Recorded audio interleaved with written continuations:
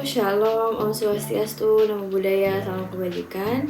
Perkenalkan, nama saya Rahma Faladiri Putri dengan NPM 220410101035. Dalam video ini saya akan memaparkan beberapa argumentasi saya mengenai beberapa topik yang menjadi tugas evaluasi akhir semester dari mata kuliah Teori Administrasi Negara kelas I. Penanganan pandemi COVID-19 di Indonesia merupakan salah satu contoh nyata persoalan publik yang tidak dapat dijelaskan secara memadai apabila hanya menggunakan pendekatan pemerintahan hierarkis atau government-centered. Kompleksitas krisis yang ditimbulkan oleh COVID-19 mulai dari tingginya laju penularan, keterbatasan kapasitas sistem kesehatan, dampak ekonomi yang luas, hingga tantangan komunikasi publik menunjukkan bahwa negara tidak mungkin bertindak sendiri secara efektif. Oleh karena itu, penggunaan konsep networking governance menjadi relevan untuk menjelaskan mengapa dan bagaimana tata kelola COVID-19 di Indonesia dijalankan melalui keterlibatan banyak aktor yang saling bergantung satu sama lain. Secara empiris, tingkat penyebaran COVID-19 di Indonesia sejak Maret 2020 hingga 2022 menunjukkan pola fluktuatif dengan beberapa gelombang besar. Jika ditampilkan dalam bentuk grafik, tren kasus harian dan kumulatif terlihat lonjakan signifikan terutama pada pertengahan tahun 2021 yang berkorelasi dengan munculnya varian Delta serta meningkatnya mobilitas masyarakat. Grafik tersebut memperlihatkan bahwa peningkatan kasus tidak hanya dipengaruhi oleh faktor medis, tetapi juga oleh perilaku sosial, kebijakan pembatasan, kapasitas layanan kesehatan, dan kepatuhan publik. Dengan demikian, pandemi COVID-19 merupakan persoalan multidimensi yang menuntut respon lintas sektor dan lintas level pemerintahan. Suatu kondisi yang menjadi dasar utama pendekatan networking governance. Model networking yang dikembangkan di Indonesia cenderung berbentuk lead organization network, di mana Satgas Penanganan COVID-19 bertindak sebagai organisasi pemimpin yang mengatur arah dan mengkoordinasikan seluruh interaksi antar aktor. Menariknya, model ini juga mengintegrasikan unsur shared governance yang berbasis pada kearifan lokal melalui semangat gotong royong. Hal ini tercermin dari kuatnya partisipasi komunitas lokal dalam menjaga lingkungannya masing-masing. Secara teknis, jaringan ini diperkuat dengan pemanfaatan teknologi digital melalui aplikasi Peduli Lindungi yang berfungsi sebagai instrumen integratif untuk memantau pergerakan warga, status vaksinasi, dan akses layanan publik dalam satu sistem jejaring yang terpadu. Dalam perspektif networking governance, negara tidak diposisikan sebagai satu-satunya aktor dominan, melainkan sebagai bagian dari jaringan aktor yang berinteraksi dan berkolaborasi. Pemerintah pusat memainkan peran strategis sebagai pengarah kebijakan makro, terutama melalui penetapan regulasi nasional seperti kebijakan pembatasan sosial, PPKM, program vaksinasi massal, serta penyediaan anggaran penanganan pandemi. Namun, peran pemerintah pusat tidak bisa berdiri sendiri karena efektivitas kebijakan sangat bergantung pada kemampuan aktor lain dalam jaringan untuk menerjemahkan dan melaksanakan kebijakan tersebut di tingkat operasional. Pemerintah daerah sendiri menjadi aktor kunci dalam jaringan tata kelola COVID-19 karena merekalah yang berhadapan langsung dengan konteks lokal dan juga masyarakat. Pemerintah provinsi, kabupaten, dan kota bertanggung jawab mengimplementasikan kebijakan nasional dengan penyesuaian kondisi wilayah sekitarnya, termasuk pengelolaan rumah sakit daerah, pengaturan aktivitas sosial ekonomi, serta komunikasi risiko kepada masyarakat. Dalam konteks ini, pemerintah daerah tidak sekedar pelaksana instruksi pusat, tetapi juga simpul jaringan yang menghubungkan kebijakan nasional dengan realitas lokal yang terjadi. Ketika kapasitas daerah kuat, jaringan berjalan lebih efektif, tapi sebaliknya ketika kapasitas daerah terbatas, kinerja jaringan tata kelola juga ikut melemah. Aktor lain yang memiliki peran sentral adalah Badan Nasional Penanggulangan Bencana atau BNPB yang berfungsi sebagai koordinator penanganan darurat. Penempatan COVID-19 sebagai bencana non-alam memperluas basis aktor yang terlibat termasuk unsur kesehatan, keamanan, logistik, dan juga relawan.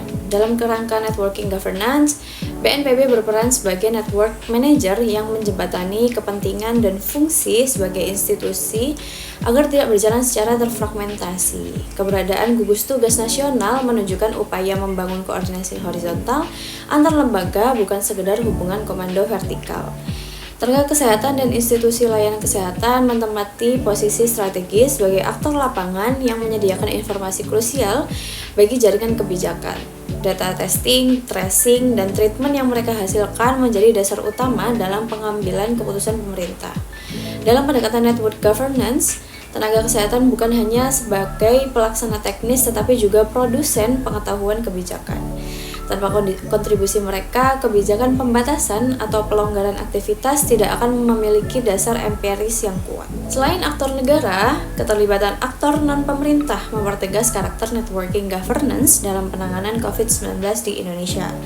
Organisasi masyarakat, akademisi, sektor swasta, dan media massa memainkan peran penting dalam edukasi publik, penyediaan sumber daya, serta pengawasan dari kebijakan. Akademisi sendiri berkontribusi melalui kajian epidemiologi dan kebijakan sektor swasta terlibat dalam penyediaan vaksin dan alat kesehatan. Sementara, media berperan sebagai penghubung informasi antara pemerintah dan juga masyarakat. Bahkan, masyarakat sendiri menjadi aktor kunci karena tingkat kepatuhan terhadap protokol kesehatan dan partisipasi vaksinasi sangat menentukan efektivitas kebijakan. Hal ini menunjukkan bahwa dalam networking governance, masyarakat bukan objek kebijakan, melainkan bagian dari jaringan tata kelola tersebut. Namun demikian, praktik networking governance dalam penanganan COVID-19 di Indonesia tidak berjalan tanpa hambatan. Salah satu persoalan utama adalah lemahnya koordinasi dan sinkronasi antar aktor, terutama antar pemerintah pusat dan juga daerah.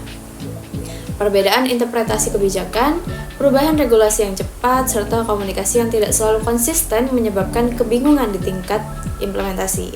Selain itu, integrasi data antar lembaga seringkali belum optimal sehingga menyulitkan pengambilan keputusan berbasis bukti secara real time. Hambatan lain muncul dari rendahnya kepercayaan publik akibat maraknya disinformasi yang pada akhirnya mengganggu kinerja jaringan tata kelola secara keseluruhan. Kondisi tersebut menunjukkan bahwa networking governance bukanlah solusi instan, melainkan model tata kelola yang sangat bergantung pada kualitas relasi antar aktor. Ketika kepercayaan, komunikasi, dan kapasitas institusional lemah, jaringan justru berpotensi menjadi tidak efektif. Namun di sisi lain, pandemi juga mendorong lahirnya model jaringan kolaboratif yang lebih adaptif serta penguatan kerjasama lintas sektor, penggunaan pendekatan pentahelix, serta peningkatan peran komunitas lokal dalam penanganan krisis kesehatan.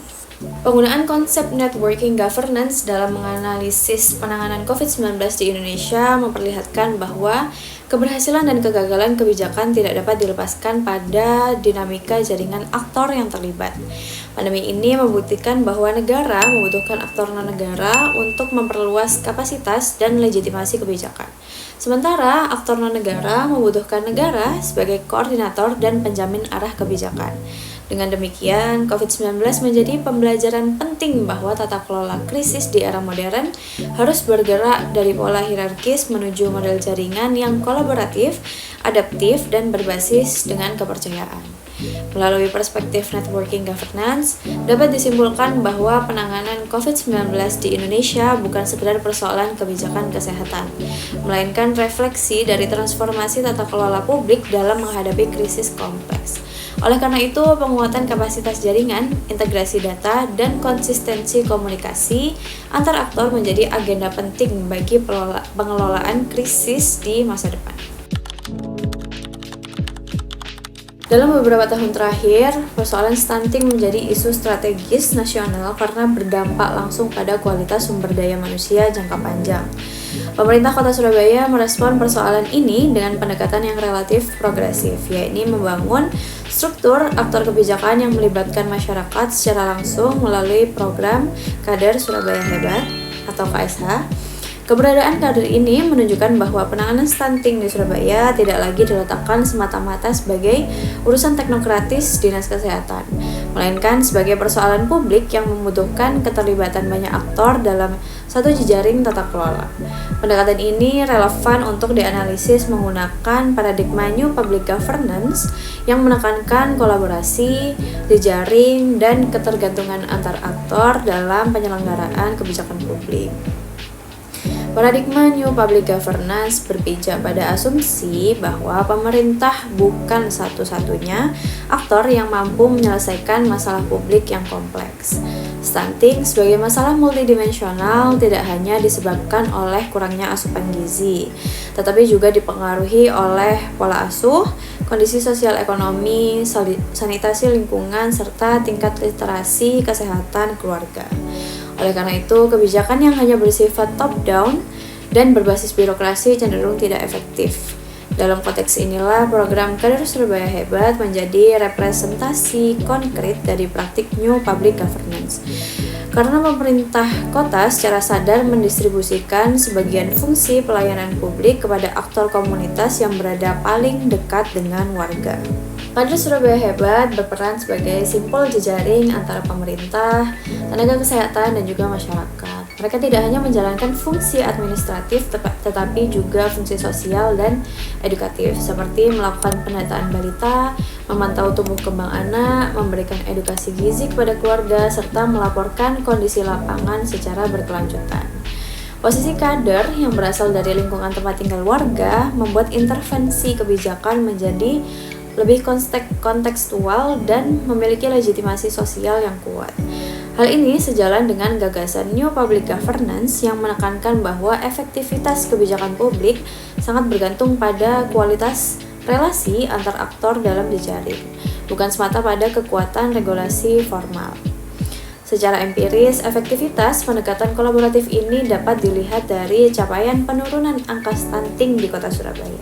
Jika ditampilkan dalam bentuk grafik garis, terlihat tren penurunan yang sangat tajam dalam kurun waktu 3 tahun. Pada tahun 2021, prevalensi stunting Surabaya masih berada pada kisaran sekitar 28,9%. Angka ini kemudian turun drastis menjadi 4,8% pada tahun 2022 dan kembali menurun hingga sekitar 1,6% pada tahun 2023. Grafik tersebut memperlihatkan garis yang menurun tajam dari tahun ke tahun yang secara argumentatif menunjukkan bahwa intervensi kebijakan berbasis jejaring aktor memberikan dampak yang signifikan. Penurunan yang ekstrim ini sulit dijelaskan apabila pemerintah hanya mengandalkan pendekatan birokrasi konvensional tanpa keterlibatan masyarakat secara langsung. Keberhasilan tersebut memperkuat argumen bahwa New Public Governance mampu meningkatkan responsivitas dan adaptivitas kebijakan publik. Melalui Kader Surabaya Hebat, pemerintah kota tidak hanya memperluas jangkauan layanan, tetapi juga membangun rasa kepemilikan bersama atas masalah stunting ini. Masyarakat tidak diposisikan sebagai objek kebijakan, melainkan sebagai mitra aktif dalam proses penanganan. Dengan demikian, kebijakan stunting di Surabaya tidak hanya berorientasi pada output berupa penurunan angka, tetapi juga pada proses governance atau tata kelola yang lebih inklusif dan partisipatif. Namun demikian, penerapan program Kader Surabaya Hebat juga tidak lepas dari berbagai hambatan yang mencerminkan tantangan khas dalam paradigma New Public Governance. Ketergantungan pada aktor non-negara membuat kualitas pelaksanaan kebijakan sangat bergantung pada kapasitas kader yang ada di lapangan, yang mana tidak selalu seragam di antar wilayah. Perbedaan latar belakang pendidikan, pemahaman teknis, dan kemampuan komunikasi dapat mempengaruhi efektivitas pendampingan keluarga sasaran. Selain itu, koordinasi lintas sektor yang melibatkan banyak aktor berpotensi menimbulkan masalah pada sinkronisasi data dan pembagian peran, terutama ketika sistem informasi dan mekanisme komunikasi belum sepenuhnya terintegrasi. Hambatan lain yang tidak kalah penting adalah faktor struktural di luar jangkauan kader, seperti kemiskinan ekstrim, mobilitas penduduk, dan perubahan kondisi sosial ekonomi. Dalam beberapa kasus, balita yang terindikasi stunting berasal dari keluarga pendatang atau kelompok rentan yang sulit terjangkau secara administratif. Nah, di sini menunjukkan bahwa meskipun jejaring governance atau tata kelola telah dibangun, pemerintah tetap harus memainkan peran strategis sebagai koordinator utama agar kolaborasi antar aktor tidak terfragmentasi dan kehilangan arah kebijakan. Dengan demikian, dapat disimpulkan bahwa program Kader Surabaya Hebat merupakan salah satu contoh nyata penerapan paradigma New Public Governance dalam kebijakan penanganan stunting di tingkat lokal. Keberhasilan menurunkan angka stunting menunjukkan bahwa pendekatan berbasis jejaring, kolaborasi, dan partisipasi masyarakat lebih efektif dalam menghadapi persoalan publik yang kompleks. Namun, keberlanjutan program ini sangat bergantung pada kemampuan pemerintah Kota Surabaya dalam memperkuat kapasitas kader, menjaga koordinasi lintas sektor, dan memastikan bahwa jejaring governance atau tata kelola yang dibangun tetap solid serta adaptif terhadap dinamika sosial di masyarakat. Paradigma New Public Governance atau NPG muncul sebagai respon kritis atas keterbatasan paradigma administrasi publik yang sebelumnya, yaitu Old Public Administration atau OPA dan New Public Management atau NPM, dalam menjawab kompleksitas persoalan publik kontemporer. Dalam konteks negara modern yang ditandai oleh globalisasi, digitalisasi, serta meningkatnya tuntutan partisipasi masyarakat, masalah publik tidak lagi bersifat sederhana, linear, dan dapat diselesaikan oleh negara secara tunggal. Oleh karena itu, NPG menawarkan pendekatan tata kelola yang lebih adaptif dengan menempatkan pemerintah sebagai bagian dari jaringan aktor yang saling bergantung, bukan sebagai aktor dominan tunggal dalam penyelenggaraan pelayanan publik. Secara teoritis, All Public Administration berakar pada pemikiran Max Weber yang menekankan pada hierarki, aturan formal, dan kontrol birokratis. Paradigma ini memang efektif dalam menjaga stabilitas administrasi negara, namun cenderung kaku, lambat, dan juga kurang responsif terhadap kebutuhan masyarakat yang beragam. Sementara itu, New Public Management yang berkembang pada era 1980-an mencoba memperbaiki kelemahan tersebut dengan mengadopsi logika sektor privat seperti efisiensi, kompetisi, dan orientasi hasil.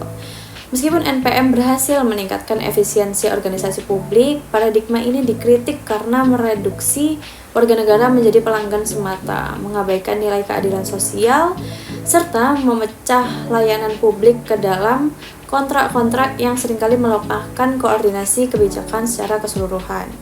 Dalam konteks inilah, New Public Governance hadir sebagai solusi paradigmatik. NPG berpijak pada teori governance, teori jaringan kebijakan, serta teori institusional yang memandang bahwa negara tidak lagi menjadi satu-satunya pusat kekuasaan, melainkan salah satu aktor dalam ekosistem kebijakan publik.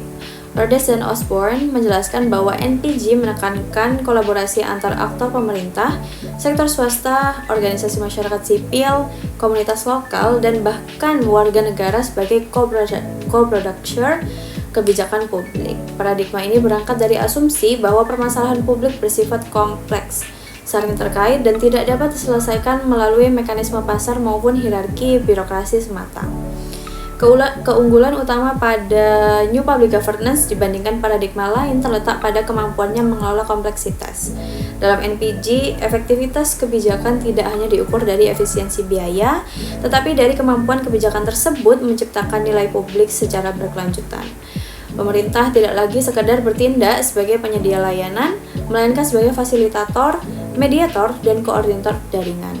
Pendekatan ini memungkinkan integrasi berbagai sumber daya, pengetahuan, dan inovasi dari aktor non-negara, sehingga kebijakan menjadi lebih responsif dan kontekstual terhadap kebutuhan dari masyarakat. Secara empiris, efektivitas New Public Governance dapat dilihat dari berbagai praktik tata kelola kolaboratif di tingkat global maupun nasional. Salah satu contoh yang relevan adalah penanganan pandemi COVID-19 di berbagai negara termasuk di Indonesia. Pandemi merupakan krisis multidimensional yang tidak hanya diselesaikan oleh pemerintah pusat. Dalam praktiknya, pemerintah Indonesia membangun jaringan tata kelola yang melibatkan kementerian dan lembaga, pemerintah daerah, TNI dan Polri, sektor swasta dalam penyediaan alat kesehatan dan juga vaksin, perguruan tinggi dalam riset dan kajian epidemiologi, media dalam diseminasi informasi, serta masyarakat sipil dalam edukasi dan pengawasan sosial. Pola ini mencerminkan karakter utama NPG, yaitu koordinasi lintas sektor dan ketergantungan antar aktor dalam mencapai tujuan publik. Contoh konkret lainnya adalah transformasi digital dalam pelayanan publik, di mana integrasi berbagai platform layanan tidak akan berjalan tanpa adanya tata kelola jaringan yang kuat antar organisasi. Jika ditampilkan dalam bentuk grafik, misalnya dalam grafik kolaborasi aktor dalam penanganan COVID-19, dapat terlihat bahwa peran pemerintah hanya mencakup sebagian dari keseluruhan sistem, sementara kontribusi aktor non-negara seperti sektor swasta, komunitas, dan organisasi sosial memiliki proporsi yang lebih signifikan. Data dari laporan OECD menunjukkan bahwa negara-negara dengan tingkat kolaborasi lintas sektor yang tinggi cenderung memiliki respon kebijakan yang lebih adaptif dan tingkat kepercayaan publik yang lebih baik selama pandemi. Grafik tingkat kepercayaan publik terhadap pemerintah di negara dengan pendekatan NPG menunjukkan tren peningkatan dibandingkan negara yang menerapkan pendekatan hierarkis semata. New Public Governance menjadi solusi paling relevan dibandingkan paradigma lain karena mampu menjawab tantangan tata kelola publik di abad ke-21 yang bersifat kompleks, dinamis, dan juga pluralistik. NPG tidak menafikan peran negara, tetapi menempatkan negara sebagai pengarah dan pengelola jaringan kebijakan yang memungkinkan kolaborasi produktif antar aktor. Dengan demikian, paradigma ini tidak hanya berorientasi pada efisiensi atau kepatuhan prosedural, tetapi pada penciptaan nilai publik, penguatan demokrasi, dan keberlanjutan kebijakan. Oleh karena itu, dalam konteks administrasi publik modern, New Public Governance bukan sekedar alternatif paradigma, melainkan sebuah kebutuhan konseptual dan praktis dalam membangun tata kelola pemerintah yang efektif, inklusif, dan berkeadilan. Transisi menuju New Public Governance atau NPG bukan sekadar tren akademis, melainkan sebuah kebutuhan mendesak bagi administrasi publik modern dengan mengedepankan dialog, kemitraan, dan integritas jaringan. NPG mampu menjembatani keterbatasan sumber daya pemerintah dengan potensi besar yang dimiliki oleh masyarakat. Di masa depan, kemampuan sebuah institusi publik tidak lagi diukur dari seberapa besar kekuasaan yang mereka miliki, melainkan seberapa mampu mereka menjalin kolaborasi dengan berbagai aktor untuk mewujudkan kesejahteraan bersama.